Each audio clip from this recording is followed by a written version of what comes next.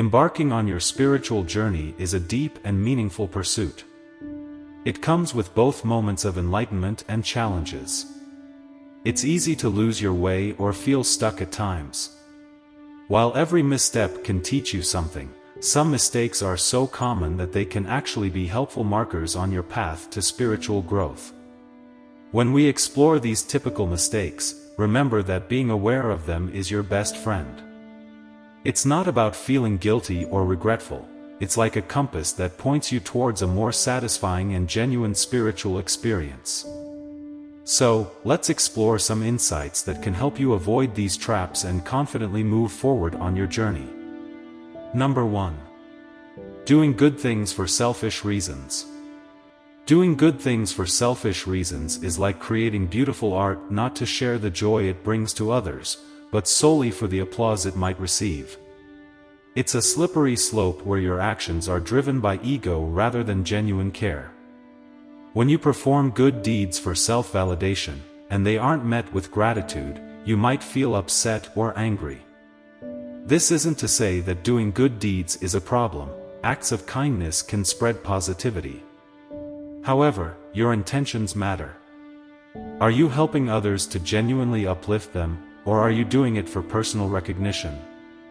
The trap of doing good for self-importance can lead to inefficacy, as your focus on how these actions make you feel might overshadow the actual needs of the people you're trying to help.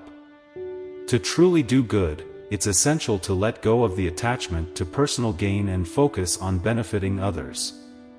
By removing your ego from the equation, you can experience the genuine joy of making a positive impact on others' lives without expecting anything in return. Imagine you see a homeless person on the street, and you decide to give them some money. In one scenario, you do it because you genuinely want to help them and make their day a little better. Your intention is to assist them, and you don't expect anything in return. This is an act of kindness driven by altruism. In another scenario, you give money to the homeless person, but your underlying motive is to show off to your friends who are with you. You want them to see what a generous and compassionate person you are. In this case, your action is not driven by a genuine desire to help the homeless person, it's more about boosting your own ego and seeking validation from others. The first scenario represents doing good with a selfless motive, while the second scenario demonstrates doing good for selfish purposes, seeking self-importance and validation from others. Number 2. Looking externally for answers. Alright, picture this. Life is a bit like a big library filled with books of knowledge and guidance. We're all on a quest to find the answers we're looking for, and it's as if we're on a hunt for the most valuable book that holds all the secrets. We often turn to experts, just like you'd ask a librarian for book recommendations. Now, don't get me wrong, seeking knowledge from experts and learning from the wisdom of others is fantastic. It's like reading all these incredible books and gaining insights from them. But here's the thing, if you only ever read other people's books and never write your own, you might miss out on discovering your unique story. It's like saying you don't trust your own storytelling abilities. You become so focused on what others have written that you forget to listen to your inner author, your intuition. Sometimes, we feel like life should provide a perfect table of contents for us, explaining everything before we take action.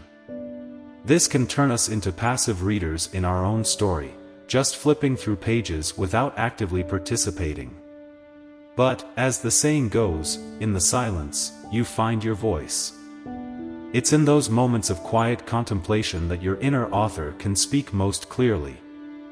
Your heart already knows the chapters you should write, you just need to silence the external noise to hear it. So, while it's great to gather knowledge from others, remember that your most reliable author is yourself. Number 3. Thinking you are above others. Starting a spiritual journey can sometimes lead to an unintended feeling of being better than others who might appear less enlightened. It's a slippery slope that can distort the true essence of spirituality.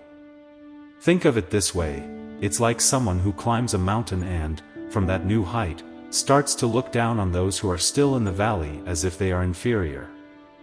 The irony is that the act of climbing, which should promote a sense of togetherness and modesty, turns into a reason for division and arrogance.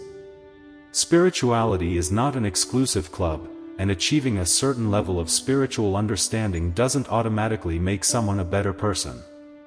It's essential to acknowledge that everyone's journey is unique, shaped by their personal experiences, lessons, and pace. As the saying goes, do not judge my story by the chapter you walked in on. You might discover that those who don't meditate or use spiritual language are, in reality, some of the most authentic, kind-hearted individuals you'll encounter. They may not write gratitude lists daily, but they show gratitude through their actions. They may not discuss love as a spiritual principle, but they embody it by being supportive friends, caring family members, or considerate neighbors. The truth is, spirituality isn't just about what you know, it's about how you live. If your spiritual journey doesn't make you more compassionate, understanding, and humble, then its purpose is lost. In the end, the most spiritual individuals aren't the ones who talk the most about peace, they are the ones who live it. As the Dalai Lama wisely pointed out, love and compassion are necessities, not luxuries. Without them, humanity cannot survive. Number 4. Assuming that spirituality is a finish line to reach. Thinking that spirituality is the ultimate goal can slow down our personal growth. It's like believing a song's beauty only comes from the last note. However, it's the melody that makes the music special. As philosopher Alan Watts said, life is like music, and we should enjoy it while it plays. Some people assume that once they reach a certain level in their spiritual journey, life will be all happiness and ease. But spirituality isn't a guarantee of lifelong happiness. Instead, it's like learning to appreciate music, helping you deal with life's complexities. Believing that spiritual growth makes you immune to difficulties and surrounded by positivity is a fantasy. The point is not to avoid life's challenges but to handle them gracefully. Spirituality equips you with a new perspective and tools to face these challenges. You become like an experienced musician who can turn even harsh notes into a meaningful part of the composition. The idea of having choices is essential in spiritual development. It's about taking control of your own story. Every moment, thought, and action gives you a choice. Recognizing that you have these choices is the essence of freedom. Spirituality is not a final destination but an ongoing journey. It's not about reaching a state of eternal peace but about embracing the ups and downs of life, harmonizing with the ongoing music of existence. Ready to become part of the eternal symphony. Number 5. Navigating life's complexities. When spiritual practices lead us away from genuine living, there's a misleading belief that intricacy equates to profundity. This notion tricks us into assuming that the more elaborate our rituals, mantras, or meditation methods, the closer we get to spiritual enlightenment. We might invest hours in creating intricate ceremonies or amassing a collection of sacred texts, all while thinking we're deepening our spiritual connection. Ironically, we might be moving in the opposite direction. The more we fixate on complexities, the more we might drift from the core of spiritual practice, which often resides in life's simplest moments. This preoccupation with complex practices can also have another, subtler consequence. It can disconnect us from the fundamental aspects of our lives. When we're absorbed in mastering intricate spiritual techniques, it's easy to neglect our physical well-being, our relationships, and our daily responsibilities. Embarking on a spiritual journey is a profound and meaningful pursuit filled with moments of enlightenment and challenges. It's easy to lose your way or feel stuck at times. While every misstep can be a valuable lesson, there are common mistakes that can serve as helpful markers on your path to spiritual growth. It's important to be aware of these mistakes without feeling guilty or regretful. Instead, consider them as a compass guiding you toward a more fulfilling and authentic spiritual experience. Let's explore insights that can help you avoid these traps and confidently continue your journey. 1. Performing good deeds for selfish reasons is akin to creating art solely for personal recognition rather than the joy it brings to others. It's essential to let go of the attachment to personal gain and focus on genuinely benefiting others by removing your ego from the equation. 2.